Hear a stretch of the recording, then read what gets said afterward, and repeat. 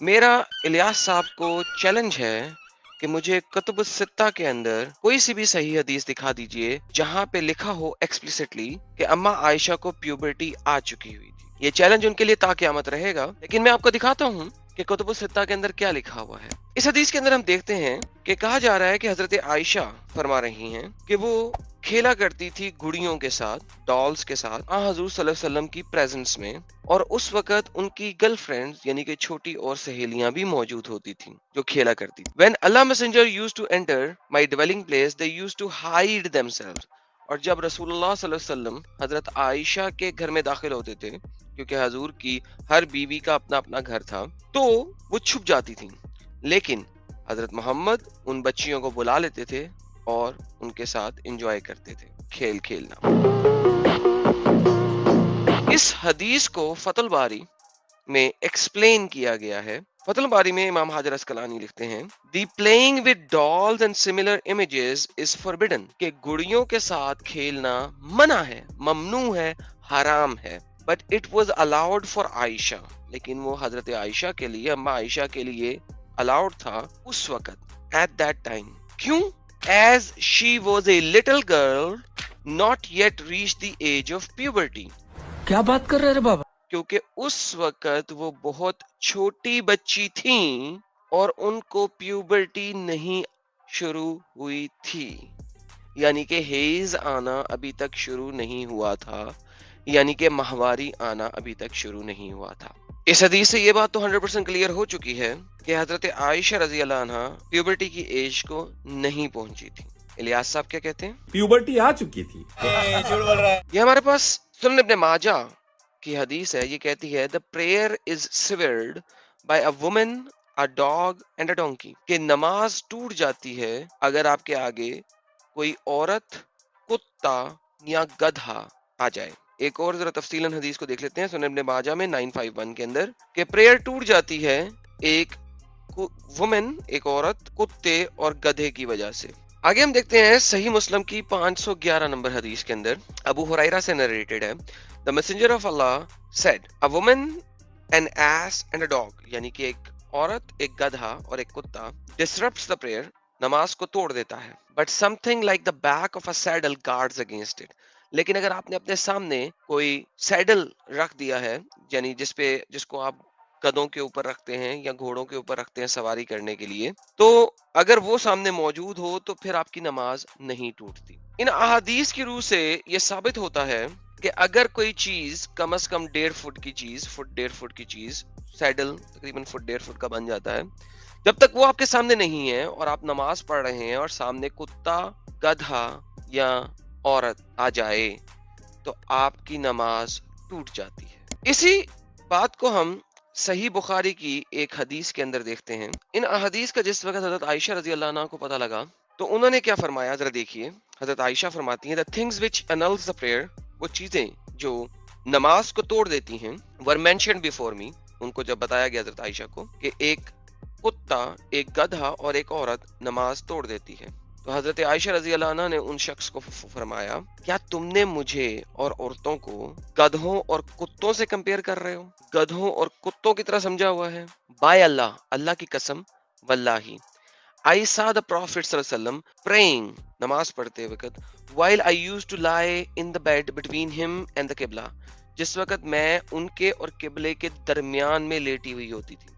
جناب اس حدیث سے کچھ اتنا سمجھ نہیں آتا کہ شاید وہ زیادہ دور لیٹی ہوں، کیونکہ کچھ ہمارے علماء اس چیز کو مانتے ہیں کہ اگر سجدہ کرنے کی جگہ سے دور عورت ہوئے ایک خاص دوری کے اوپر تو آپ کی نماز نہیں ٹوٹتی۔ مجھے نہیں پتا، الیاس صاحب شاید ان احادیث کو مانتے ہوں، لہٰذا الیاس صاحب کے لیے میں ایک اور حدیث لے آتا ہوں جن سے انہیں پتہ لگ جائے کہ حضرت عائشہ کتنی نزدیک لیٹی ہوئی ہوتی تھی۔ صحیح بخاری کی حدیث ہے 513، اس میں فرمایا جاتا ہے کہ نبی پاک صلی اللہ علیہ وسلم کی وائف فرما رہی ہیں I used to sleep in front of Allah Messenger with my legs opposite to Qibla، قبلے کی مخالف سمت میں میری ٹانگیں ہوتی تھی اور میں نبی پاک کے سامنے لیٹی ہوتی تھی۔ And whenever he prostrated، اور جب انہوں نے سجدہ کرنا ہوتا تھا، he pushed my feet، تو وہ میرے ٹانگوں کو دباتے تھے، and I withdraw them، اور میں انہیں پیچھے ہٹا لیتی تھی۔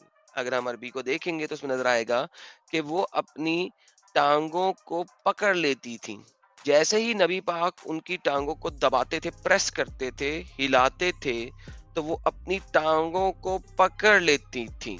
फकबत्तु, वो खुद अपनी टांगों को पकड़ के पीछे कर लेती थी। अब आप आंखें बंद कीजिए और सोचिए, एक छोटी बच्ची आपके सामने लेटी हुई है, आप सजदा करने के लिए नीचे जाने लगे हैं, आपकी सजदा करने वाली जगह के ऊपर उसके पाँव हैं, टांगे हैं, आपने सजदा करने के लिए नीचे गए, हजूर उन्होंने उनके पाँव को दबाया, हजरत आयशा ने अपनी दोनों टांगे सुकेड़ ली, पीछे कर ली। अब यहूदो निसारा और आरएसएस की सोच तो शायद ये होगी कि हजूर सल्लल्लाहु अलैहि वसल्लम नाउजुबिल्ला हजरत आयशा के फर्ज को सजदा कर रहे थे, मगर नाउजुबिल्ला ऐसा तो नहीं हो सकता, क्योंकि अगर कोई बच्ची टांगे सुकेड़ेगी तो सजदे के दरमियान दोनों टांगों के बीच वाला हिस्सा ही आएगा। लेकिन चले, हजरत आयशा शायद साइड लेके लेटी हो सकती हैं, तो फिर दुबर सामने आ जाएगा, या शायद अगर वो टांगे निचोड़ेंगी तो दुबर भी आ सकता है और फरज भी आ सकता है, दोनों ही सुराख सामने आ सकते हैं। ये सब क्या देखना पड़ रहा है, अच्छा है मैं अंधा हूँ। लेकिन नाउजुबिल्ला नाउजुबिल्ला नाउजुबिल्ला अस्तगफिरुल्लाह अस्तगफिरुल्लाह ला हौला वला कुव्वता इल्ला बिल्लाह, हम इस चीज को नहीं मानते कि हजरत मोहम्मद सल्लल्लाहु अलैहि वसल्लम नाउजुबिल्ला एक औरत के फर्ज या दुबर को सजदा फरमा रहे हों। लिहाजा हम तो यही कहेंगे कि वो अल्लाह ताला के सामने सजदा फरमा रहे थे। लेकिन अभी हमने अहादीस मुबारका की रूह से देखा कि अगर एक औरत सामने हो या गद्दा सामने हो या कुत्ता सामने हो तो नमाज टूट जाती है, जबकि हजरत आयशा ने ये वाली बात बता के फरमाया कि हमें गधों या कुत्तों से कंपेयर मत करो। तो हदीस से मुबारका में जब इख्तलाफ आ जाए तो हम देखते हैं कि और कौन सी हदीस है जो इसको एक्सप्लेन कर सकती है। सुनन इब्ने माजा की हदीस है 949, ये कहती है कि हजरत इब्ने अब्बास रजी अल्लाह अन्हु से रवायत है कि नबी पाक सल्लल्लाहु अलैहि वसल्लम ने फरमाया, the prayer is सिवर्ड bye a black dog, एक काले कुत्ते से, एंड अ वुमन, और एक औरत से, who has reached the age of मैस्चुरेशन, जो कि माहवारी की एज को पहुंच चुकी है। अरे बाप रे, ये तो धोती खोल रहा है।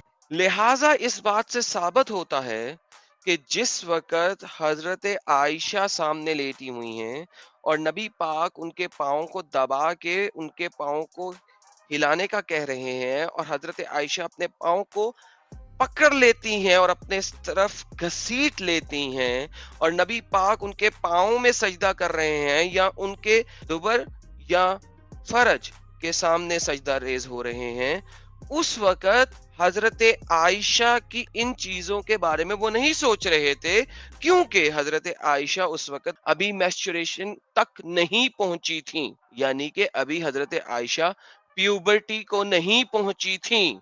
लेकिन हमारे पास मल्टीपल अहादीस हैं सही बुखारी से लेके सारी की सारी, जो मगर क्लियरली हमें बता रही है सुना अबी दाऊद की हदीस 2121 कि हजरत मोहम्मद सल्लल्लाहु अलैहि वसल्लम ने हजरत आयशा के साथ इंटरकोर्स किया और हक के ज़ौजियत अदा किया जब वो 9 साल की थी, और उस वक़्त सही बुखारी की हदीस भी है कि वो उनको अपने घर में लेके आए थे। इलियास साहब क्या फरमाते हैं? और अब आयशा 9 साल की उम्र में पहुंचकर अल्हम्दुलिल्लाह बड़ी हो चुकी थी, प्यूबर्टी आ चुकी थी।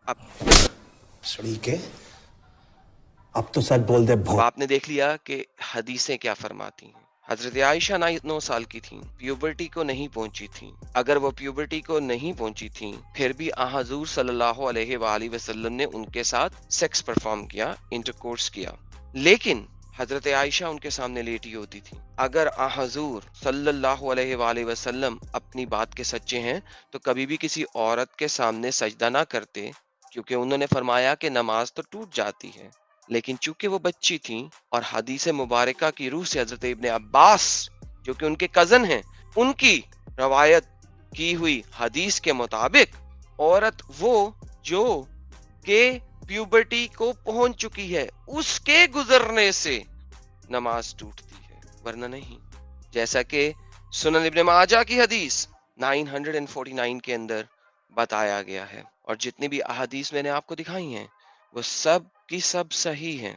अगर अभी भी कोई शक हो तो इलियास साहब, आपको मेरे चैनल का पता है, आप आ सकते हैं, हमें समझाइए کہ آپ نے یہ جو کلیم کیا ہے کہ حضرت عائشہ پیوبرٹی کو پہنچ چکی تھیں، ہمیں بتائیے کہ وہ آپ نے کہاں سے علم حاصل کیا، اور اس علم کا معیار کتب الستہ سے زیادہ ہے یا کم ہے؟ امید ہے آپ پراپر جواب جلد دیں گے۔ اس کے ساتھ ہی تمام درشکوں کو میری طرف سے بہت بہت پیار۔ ملتے ہیں بریک کے بعد۔